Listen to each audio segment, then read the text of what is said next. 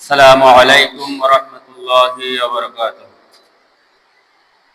الله أكبر الله أكبر الله أكبر الله أكبر. لا إله إلا الله الله أكبر الله أكبر ولله الحمد. الله أكبر الله أكبر. لا إله إلا الله الله أكبر الله أكبر ولله الحمد. الله أكبر الله أكبر. لا إله إلا الله الله أكبر الله أكبر ولله الحمد. সম্মানিত বাইতুল সালাম জামা মসজিদের মুসল্লিয়ানে কেরাম, এখন 7:25 বাজে। আজকে আমাদের পবিত্র ঈদুল আজহার নামাজের সময় নির্ধারণ করা হয়েছে সকাল 8:00। যেহেতু কুরবানির সময়, আমাদেরকে কুরবানি করতে হবে, আমাদের জাস্ট টাইমে ইনশাআল্লাহ আমরা নামাজ শুরু করে দেব সকাল 8টায়। কেননা দেরি হয়ে গেলে আপনাদের কষ্ট হবে, রোদ উঠতেছে, রোদের গরমে আপনাদের খারাপ লাগবে। এই জন্য যত সকালে পারেন সকাল সকাল আমরা সকাল 8টায় নামাজ আদায় করার মধ্য দিয়ে আজকে আমরা পবিত্র ঈদুল আজহার নামাজ শুরু করবো ইনশাআল্লাহ। এজন্য এখনো পর্যন্ত যারা বিভিন্ন গল্প গুজবে মত্ত আছেন, বিভিন্ন পুকুরের ঘাটে, রাস্তা ঘাটে, বিভিন্ন জায়গায় বসে আছেন, অতি দ্রুত আপনারা মসজিদে চলে আসুন। মসজিদে চলে এসে আজকে যে ঈদুল আজহা, পবিত্র ঈদুল আজহা কুরবানি, এ সম্পর্কে আমি সংক্ষিপ্ত আলোচনা করব। কিছু মাসাইল আলোচনা হবে। তো এই জন্য আপনারা অতি দ্রুত মসজিদে চলে আসুন। সকাল 8টায় ইনশাআল্লাহ পবিত্র ঈদুল আজহার নামাজের জামাত অনুষ্ঠিত হবে। আল্লাহু আকবার আল্লাহু আকবার। লা ইলাহা ইল্লাল্লাহ আল্লাহু আকবার আল্লাহু আকবার ওয়ালিল্লাহিল হামদ। আল্লাহু আকবার আল্লাহু আকবার। লা ইলাহা ইল্লাল্লাহ আল্লাহু আকবার আল্লাহু আকবার ওয়ালিল্লাহিল হামদ। আল্লাহু আকবার আল্লাহু আকবার। লা ইলাহা ইল্লাল্লাহ আল্লাহু আকবার আল্লাহু আকবার ওয়ালিল্লাহিল হামদ। আল্লাহু আকবার আল্লাহু আকবার। লা ইলাহা ইল্লাল্লাহ আল্লাহু আকবার আল্লাহু আকবার ওয়ালিল্লাহিল হামদ। ইন্নাল হামদালিল্লাহ নাহমাদুহু ওয়া নাস্তাঈনুহু ওয়া নাস্তাগফিরুহু ওয়া নু'মিনু বিহি ওয়া নাতাওয়াক্কালু আলাইহি ونعوذ بالله من شرور أنفسنا ومن سيئات أعمالنا من يهده الله فلا مضل له ومن يضلله فلا هادي له ونشهد أن لا إله إلا الله وحده لا شريك له ونشهد أن محمدا عبده ورسوله الذي أرسله الله تعالى بالحق بشيرا ونظيرا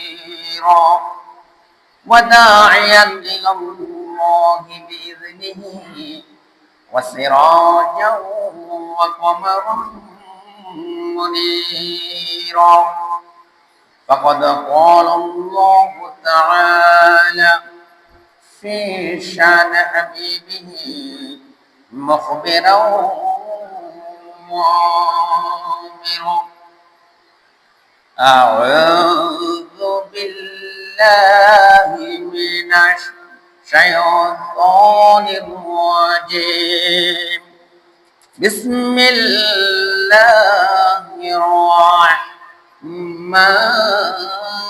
الرحيم إن الله وملائكته يصلون على النبي يا أيها الذين آمنوا صلوا عليه وسلموا تسليما اللهم صل على سيدنا مولانا محمد وعلى آل سيدنا مولانا محمد প্রাণ খুলে মুহাব্বতের সাথে আমরা সবাই পড়ি আল্লাহুম্মা সাল্লি আলা সাইয়্যিদিনা মাওলানা মুহাম্মদ ওয়া আলা আলি সাইয়্যিদিনা মাওলানা মুহাম্মদ বালাগাল উলা بكماله كشف الدجى بجماله حسنت جميع خصاله صلوا عليه وآله मुझे कुछ मिले या न मिले मोहम्मद मिले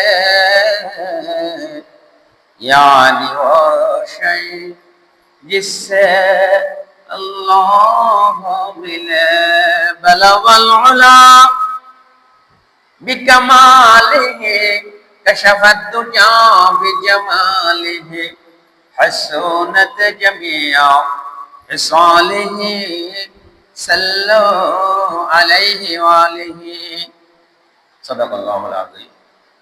পতাকার আয়োজিত ঐতিহ্যবাহী লোহাগড়া বাইতুল সালাম জামে মসজিদে আজকে পবিত্র ঈদুল আজহার নামাজ উপলক্ষে আমি আজকে আলোচনার বিষয় নির্ধারণ করেছি পবিত্র ঈদুল আজহা কুরবানির গুরুত্ব ও ফজিলত।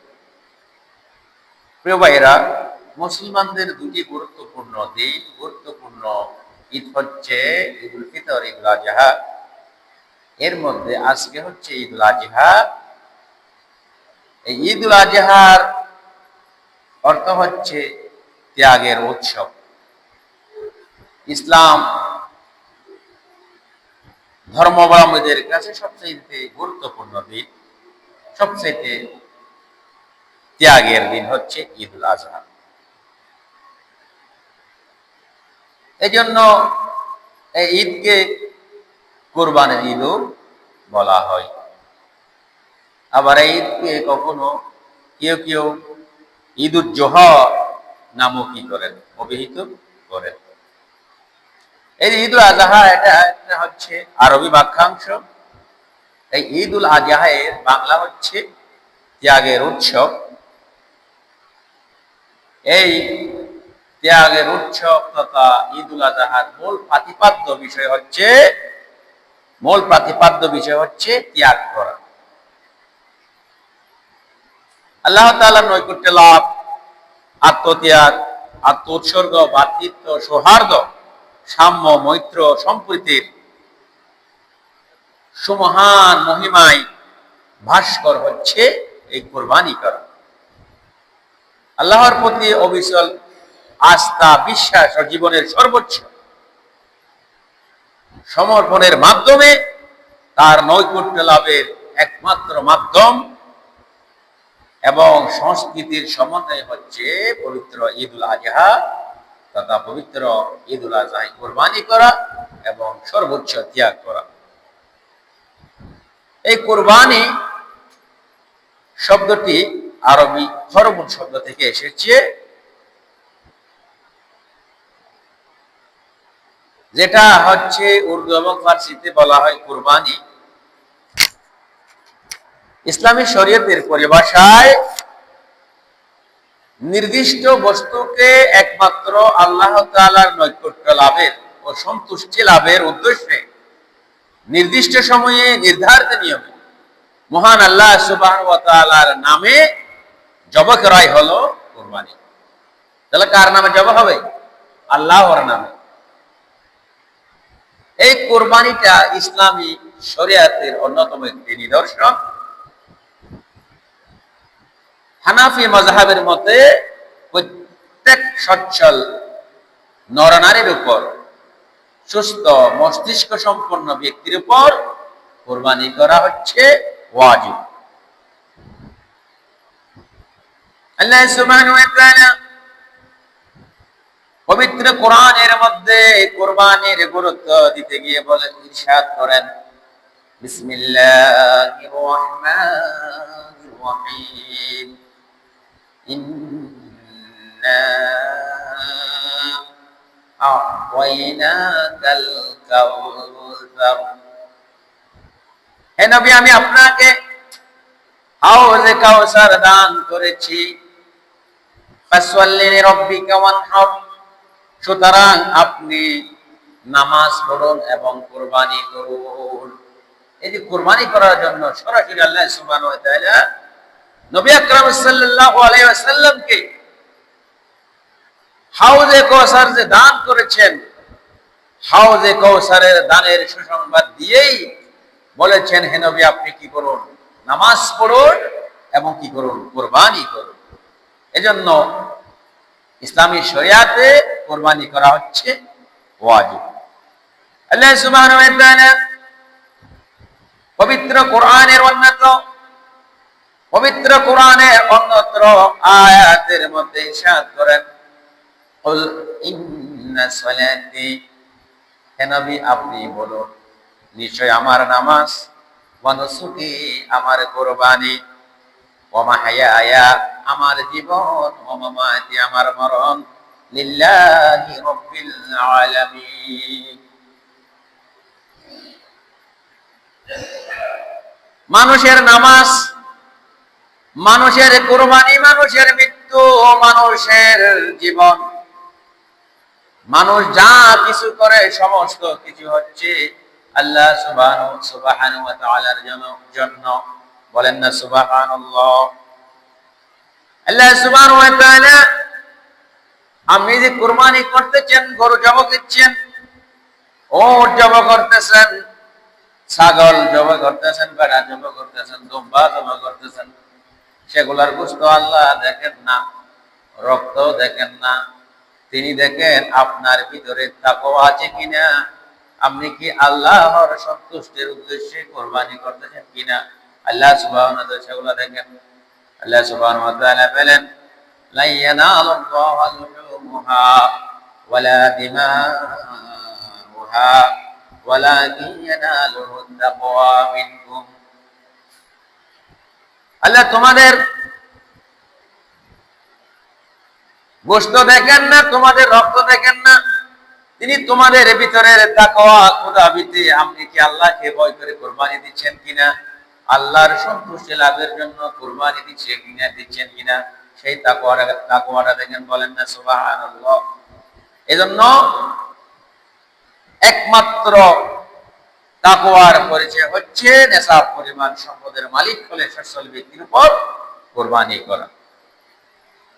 এজন্য আপনি যদি তাকওয়াবান হন, মুত্তাকি হন, পরহেজগার হন, আপনার কাছে যদি নেশাব পরিমাণ সম্পদের মালিক হন, জিলহজ মাসের 10 তারিখ, 11 তারিখ, 12 তারিখ, এই 3 দিনের মধ্যে যে কোনো সময় যদি আপনি নিসাবের মালিক হন, আপনার উপর কুরবানি করা কি ওয়াজিব। এজন্য হযরত আয়েশা সিদ্দিকা রাদিয়াল্লাহু তাআলা আনহা থেকে বর্ণিত, রাসূলুল্লাহ সাল্লাল্লাহু আলাইহি ওয়াসাল্লাম বলেছেন, এই যে আজকে কোরবানির দিন, আপনার কাছে সবচেয়ে গুরুত্বপূর্ণ কাজ হচ্ছে কি করা? কোরবানি করা। আজকে কোরবানির চাইতে অন্য কোনো আমল আল্লাহ দরবারে কি নয়, প্রিয় নয়। সবচেয়ে প্রিয় আমল হচ্ছে আজকের দিন কি করা? কোরবানি করা, পশু জবাই করা। এজন্য এই যে আপনি যেই পশুটা জবাই করবেন, কোরবানি দিবেন, সেই পশুটা কাল হাসরের ময়দানে শিং, খুর এবং লোমসহ কি হবে? আপনার সামনে হাজির হবে। এজন্য আল্লাহ রাসূল সাল্লাল্লাহু আলাইহি ওয়াসাল্লাম বলেন, ওয়া ইন্নাহু লা ইয়াতি ইয়াউমাল কিয়ামাতি বিকুরুনিহা ওয়া আযলাফিহা ওয়া আশআরিহা। কিয়ামতের দিন আপনার জবাই করা পশুকে তার শিং, খুর এবং লোমসহ হাজির করা হবে। বলেন না সুবহানাল্লাহ। এই যে আপনি কোরবানি দিচ্ছেন আল্লাহর সন্তুষ্টির উদ্দেশ্যে, এই কোরবানি রক্ত জমিনে পড়ার আগেই আল্লাহর দরবারে হয়ে যাবে, কবুল হয়ে যাবে। ওয়া ইন্নাদ দামা লা ইয়াকাউ মিনাল্লাহি আযজা ওয়া জাল্লা বিমাকানিন কাবলা আন ইয়াকালাল আরদ। কোরবানির রক্ত জমিনে পড়ার আগেই তা আল্লাহর দরবারে কবুল হয়ে যায়। বলেন না সুবহানাল্লাহ। এজন্য কুরবানি করতে হবে খোলা মনে, খুশি মনে, আল্লাহর সন্তুষ্টির উদ্দেশ্যে। কারো কাছ থেকে বাহাবা পাওয়ার জন্য নয়, কারো কাছ থেকে ভালোবাসা পাওয়ার জন্য নয়। এটা বড় বিরাট বড় কোরবানি দিচ্ছে না। এই কোরবানিটা হতে হবে একমাত্র খালেস নিয়তে, খোলা মনে, আল্লাহর সন্তুষ্টির উদ্দেশ্যে। এজন্য আল্লাহ রাসূল সাল্লাল্লাহু আলাইহি ওয়াসাল্লাম বলতেছেন, ফাতিবু বিহা নাফসাহা, ফাতিবু বিহা নাফসা। সুতরাং তোমরা খোলা মনে এবং সন্তুষ্টি চিত্তে কি করো? কোরবানি করো। আল্লাহ সুবহানাহু ওয়া তাআলা রাসূল সাল্লাল্লাহু আলাইহি ওয়াসাল্লাম অন্যত্র ইরশাদ করেছেন, ইন্নাল্লাহা লা ইয়ানজুরু ইলা সুওয়ারিকুম ওয়া আমওয়ালিকুম ওয়ালাকিন ইয়ানজুরু ইলা কুলুবিকুম ওয়া আমালিকুম। নিশ্চয় আল্লাহ সুবহানাহু ওয়া তাআলা আপনার সুন্দর অবয়ব, গঠন আকৃতি দেখেন না, আপনার ধন সম্পদ দেখেন না, তিনি দেখেন আপনার অন্তর এবং আপনার আমল। এই যে কুরবানির ফজিলত সম্পর্কে আল্লাহ রাসূল সাল্লাল্লাহু আলাইহি ওয়াসাল্লাম ইরশাদ করেন, সাহাবায়ে কেরাম নবী করিম সাল্লাল্লাহু আলাইহি ওয়াসাল্লামকে জিজ্ঞাসা করলেন, মা হাযিহিল আদাহিয়ু, হে রাসূল করিম সাল্লাল্লাহু আলাইহি ওয়াসাল্লাম কুরবানি কি? তখন রাসূল আকরাম সাল্লাল্লাহু আলাইহি ওয়াসাল্লাম বললেন, সুন্নাতু আবিকুম ইব্রাহিম, কুরবানি হচ্ছে তোমাদের পিতা হযরত ইব্রাহিম আলাইহিস সালাতু ওয়াস সালামের সুন্নাহ। ফামা লানা ফিহা ইয়া রাসূলুল্লাহ, এতে কি আমাদের সওয়াব রয়েছে হে রাসূল আকরাম সাল্লাল্লাহু আলাইহি ওয়াসাল্লাম? তখন রাসূল আকরাম সাল্লাল্লাহু আলাইহি ওয়াসাল্লাম বলেন, বিকুল্লি শারাতিন হাসানা, কুরবানির জন্তুর, কুরবানির পশুর প্রত্যেক কেশের মধ্যে, প্রত্যেক পশমের বদলে কি দেওয়া হবে? সওয়াব দেওয়া হবে কুরবানি দেওয়ার।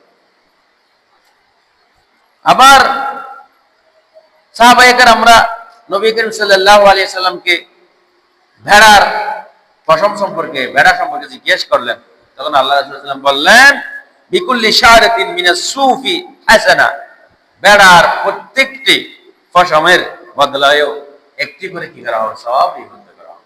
কেননা এই যে ভেড়ার সবচাইতে লোম বেশি, ভেড়ার সবচাইতে লোম বেশি।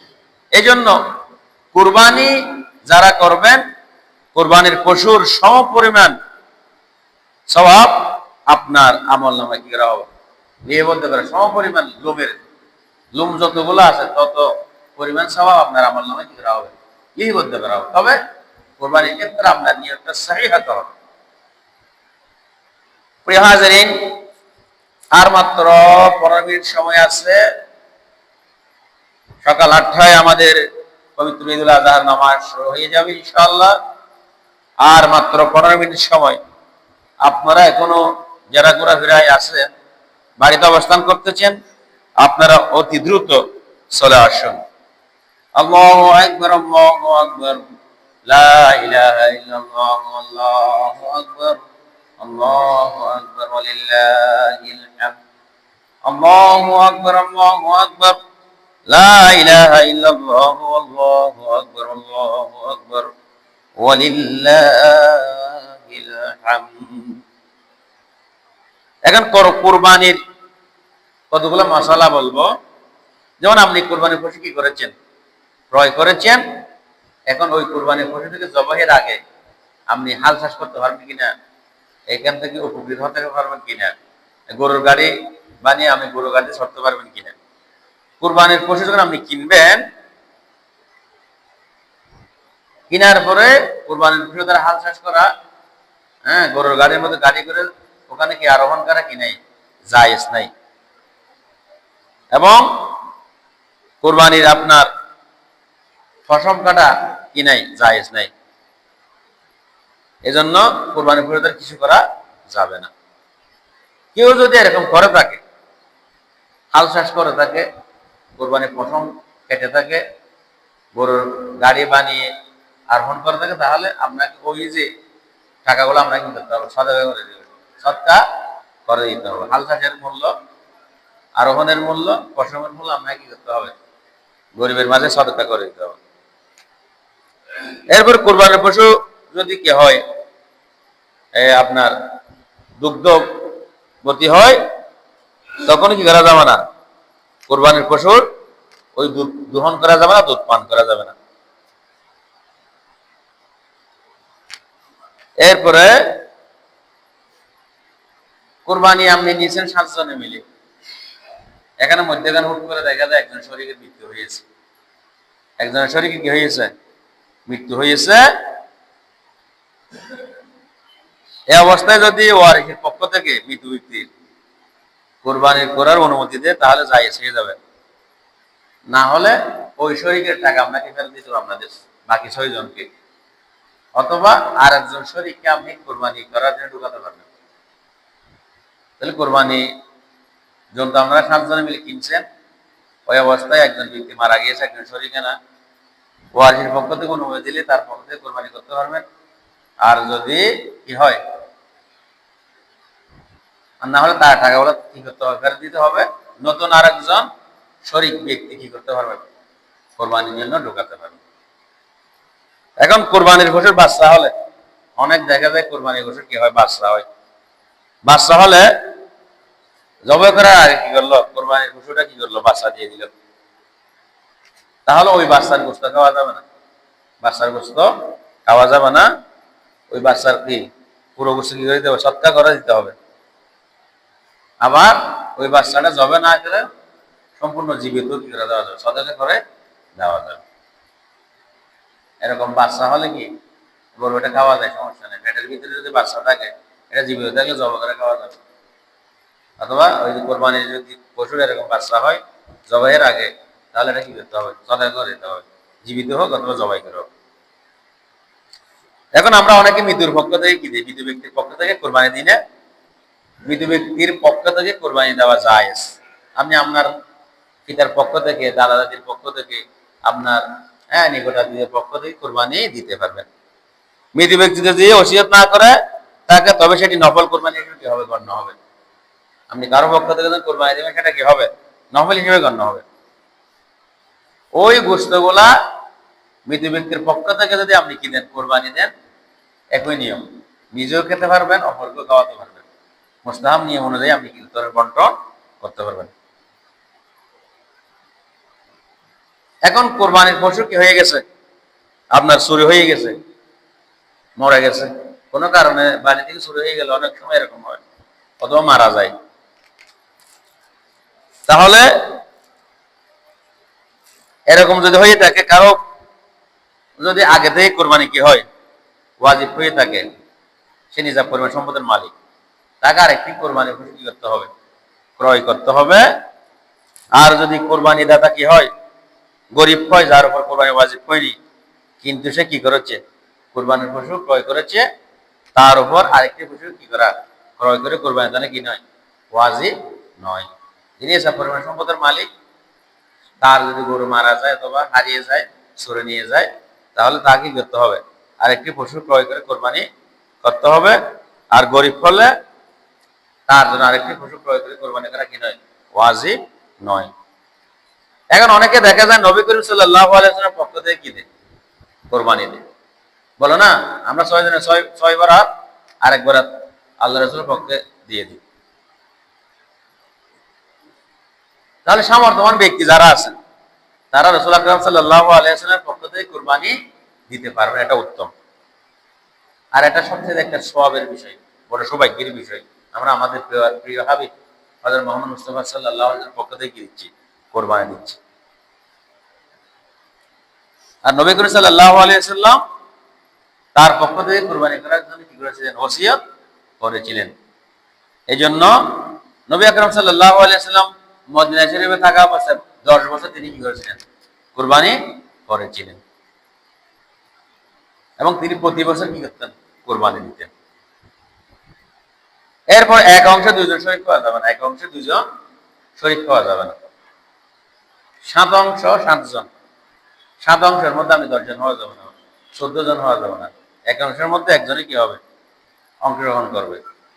অনেকে দেখা যায় আমাদের গ্রামে একটা নিয়ম আছে, 2 ভাই মিলে টাকা দিছে 15 30,000 মা বাবার পক্ষ থেকে কোরবানি দিয়েছে। এটা আদায় হবে না, কারণ কোরবান ওয়াজিব হচ্ছে কার উপর, ছেলের উপর। 2 জনকে 2 ভাগ নিতে হবে, মা বাবা 1 ভাগ 3 ভাগ। তাহলে ওই অর্ধেক অর্ধেক করে কোরবানি দিলে কোরবানি কি হবে না, আদায় হবে না। এরপরে জবাই করবেন, যে কোরবানি আপনারা জবাই করার কতগুলো মশলা হচ্ছে। জবাই করতে গিয়ে সমস্যা দেখা দিলে, ত্রুটিপূর্ণ অর্থাৎ আপনার সমস্যা হলে জবাই করা মা করুক প্রাণীটা, আর না হলে কি করা জবাই করা যাবে। কোরবানি যে আপনি দেবেন, ওই কোরবানি জবাই করার এই যে ছুরিটা থাকবে, ওটা খুব ধারালো হতে হবে, খুব তীক্ষ্ণ হতে হবে, যেন পশু কি না হয়, কষ্ট না হয়। এখন কোরবানির পশু জবাই করার জন্য ছুরিটা কখন ধার দেবেন, কোরবানির পশু শোয়ানোর আগে কি করতে হবে, ছুরিটা ধার দিতে, শান দিতে হবে। আমরা দেখা যায় অনেকে কোরবানির পশু মাটিতে ফেলার পরে কি করে ছুরিতে দাঁড় দিই, শান দিই। এটা আগে থেকে কি করতে হবে, শান দিতে হবে, দাঁড় দিতে হবে। শোয়ানোর পরে শান দেওয়া মাকরুহ, দাঁড় দেওয়া হচ্ছে মাকরুহ। এরপরে পশু আমরা জবাই করে ফেলছি, জবাই করার পর আপনি কতক্ষণ পরে চামড়া ছিলবেন। চামড়া ছিলার নিয়ম হচ্ছে পশুটা পুরোপুরি কি হয়ে গেলে, নিস্তেজ হয়ে গেলে, এর আগে চামড়া ছিলাটা হচ্ছে মাকরুহ। পশুটা পুরোপুরি নিস্তেজ হয়ে গেলে আপনি কি করবেন, চামড়া ছিলবেন। এখন পশু যিনি জবাই করবেন, জবাইকারীকে অবশ্যই মুসলমান হতে হবে, জবাইকারীকে অবশ্যই মুসলমান হতে হবে। কাফেরে জবাইকৃত পশু হারাম, সে যদিও বিসমিল্লাহি আল্লাহু আকবার বলে জবাই করে, তাহলে তার জবাইকৃত পশু কি হয়ে যাবে, হারাম হয়ে যাবে। এই জন্য মুসলিম কি করা যাবে না, জবাই করা যাবে না, মুসলমানকে কি করতে হবে, জবাই করতে হবে। এখন কোন মহিলা কি করে, যদি কি করে কোরবানি পশু জবাই করে, অথবা নাবালেগ ছেলে মেয়ে যদি জবাই করে, তার হুকুম কি?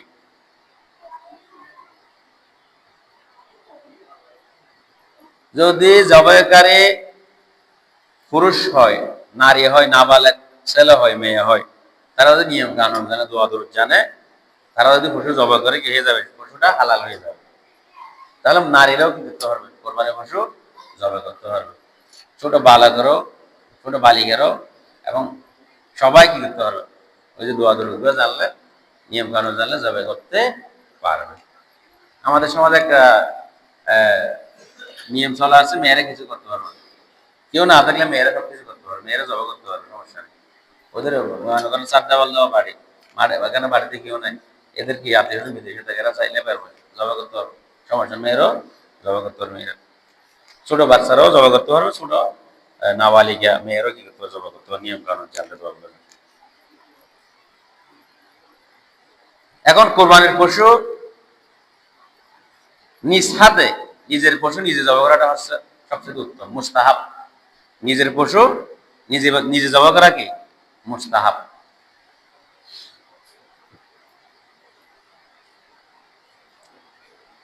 এখন কোরবানি আপনি দিচ্ছেন না, গরুটা ক্রয় করছেন, এটা নিয়ম।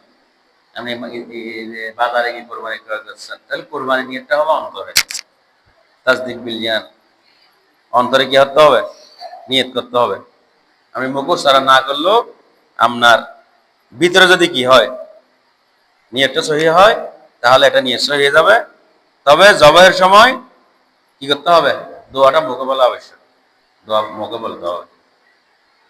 ইন্নী ওয়াজজাহতু ওয়াজহিয়া লিল্লাযী ফাতারাস সামাওয়াতি ওয়াল আরদা হানিফা ওয়া মা আনা মিনাল মুশরিকিন ইন্না সলাতি ওয়া নুসুকি ওয়া মাহইয়ায়া ওয়া মামাতি লিল্লাহি রাব্বিল আলামিন লা শারীকা লাহু ওয়া বিযালিকা উমিরতু ওয়া আনা আউয়ালুল মুসলিমিন। বিসমিল্লাহি আল্লাহু আকবার। প্রিয় ভাইয়েরা, প্রিয় হাজিরিন, লোহাগাড়া বাইতুল সালাম জামে মসজিদে যারা নামাজ আদায় করবেন, পবিত্র ঈদুল আজহার নামাজ আর মাত্র 5 মিনিট সময়, আর মাত্র 5 মিনিট সময়, 5 মিনিট পরেই আমরা ইনশাআল্লাহ পবিত্র ঈদুল আজহার নামাজ আরম্ভ করে দেব। 5 মিনিট পরে পবিত্র ঈদুল আজহার নামাজ আমরা আরম্ভ করে দেব। এখানে একটা সূক্ষ্ম মশলা, গরুটা যারা ধরবেন, গরু জবাই করার সময় অনেকে ধরে না, অনেক সময় 10-12 জন হয়ে যায়, 4-5 জন ধরে। যারা ধরবেন তাদের সবাইকে বিসমিল্লাহ বলতে হবে। বিসমিল্লাহ বলাটা ওয়াজিব এবং আল্লাহু আকবার বলাটা মুস্তাহাব। তাহলে প্রত্যেকজনকে বিসমিল্লাহি আল্লাহু আকবার বলতে হবে। যিনি জবাই করবেন তিনিও বলবেন, যারা ধরবেন তারাও কি বিসমিল্লাহি আল্লাহু আকবার বলবেন। এখন কুরবানির পশু কোন দিকে শোয়াবেন? কুরবানির পশুকে কিবলামুখী করে শোয়ানো সুন্নাত, এর ব্যতিক্রম করা মাকরুহ। আমরা দক্ষিণ দিকে একটু তল্লার একটু পশ্চিম দিকে করে দিই, সামান্য এরকম করে শোয়াটা হচ্ছে কি শোয়ানো সুন্নাত। এবং কুরবানির পশুটা জবাই করার সময় অন্য পশুর সামনে জবাই না করা, অন্য পশুর সামনে জবাই করা কি নয়, উচিত নয়। এবং আপনি যখন পশুটা জবাই করবেন বেশি কষ্ট দেওয়া যাবে না, যত কম কষ্ট হয় তত আপনাকে কি করতে হবে? পন্থা অবলম্বন করতে হবে। এরপরে অনেক আরাম দেখা যায় শহরের মধ্যে, এগুলো দেখবেন তলোয়ার নিয়ে দৌড়াদৌড়ি করে একসাথে অনেক গরু জবাই করে, একসাথে অনেক, মনে করো এক জায়গায় 10-12টা গরু একজন হুজুর দ্বারা জবাই করা হয়। এখন একবার বিসমিল্লাহ বলে অনেক পশু জবাই করা যাবে কিনা? একবার বিসমিল্লাহ বলে একাধিক পশু জবাই করা কি নয়, জায়েজ নয়। এগুলো শহরে দেখবেন একসাথে 10-12টা গরু, এখানে আলেমরা দেখবেন যে তলোয়ার নিয়ে প্রতিযোগিতায় নামে কারা একে জবাই করবে। তখন আপনি একবার বিসমিল্লাহি আল্লাহু আকবার বলে অনেক পশু জবাই করা যাবে। প্রত্যেকটার ক্ষেত্রে কি করতে হবে? বিসমিল্লাহি আল্লাহু আকবার বলতে হবে। এখন কুরবানি পশুর কয়টি রগ কাটা আবশ্যক? প্রিয় হাজিরিন, প্রিয় ভাইয়েরা, সময় শেষ, সময় আর মাত্র 2 মিনিট বাকি, আপনারা দ্রুত চলে আসেন, আর মাত্র 2 মিনিট বাকি। 4টি রগ কাটতে হবে। 4টি রগ: খাদ্যনালী, শ্বাসনালী, রক্তনালী। দুই পাশে 2টা রগ আছে, রক্তনালী, খাদ্যনালী, শ্বাসনালী। এই 4টা রগ কাটতে হবে। কোনো কারণে যদি একটা কাটা না যায়, 3টা কাটা যায়, তাহলে কুরবানি ওটা হালাল হয়ে যাবে। কিন্তু 4টা কাটতেই হবে, 3টা কাটলে হয়ে যাবে। এরপরে সবচেয়ে গুরুত্বপূর্ণ হচ্ছে যাকে আপনি কষাই নির্ধারণ করেন, কষাই যারা কোরবানির গরু কি করে সিলাই করে, মানে ওই যে কষাইকে আপনি টাকা দিবেন, পারিশ্রমিক হিসেবে কি করতে হবে? টাকা দিতে হবে। গরুর গোশত দিয়ে পারিশ্রমিক দেওয়া যাবে না, গরুর গোশত দিয়ে পারিশ্রমিক দেওয়া যাবে না। আপনি চাইলে তাকে খুশি করে গরুর গোশত দিতেও পারেন, না দিলে কোনো সমস্যা নেই কষাইকে। এরপরে কুরবানির গোশত যে বন্টন করবেন, শরীকানা কুরবানি যারা আছেন, শরীক কুরবানি, এগুলো ওজন করে করতে হবে। ওজন ছাড়া কুরবানি গোশত বন্টন করে 7 ভাগ করছেন আপনি, ওজন দিয়ে বরাবর ওজন করে কুরবানির গোশত বলে বন্টন করতে হবে। কারো মনে যদি একটু কি কটকা লাগে, আমি কম পাইছি মনে, আমি টকছি মনে, কুরবানি সকলের বরবাদ হয়ে যাবে। এই জন্য ওজন করে কি করবেন? কুরবানিগুলা বন্টন করতে হবে ওজন করে।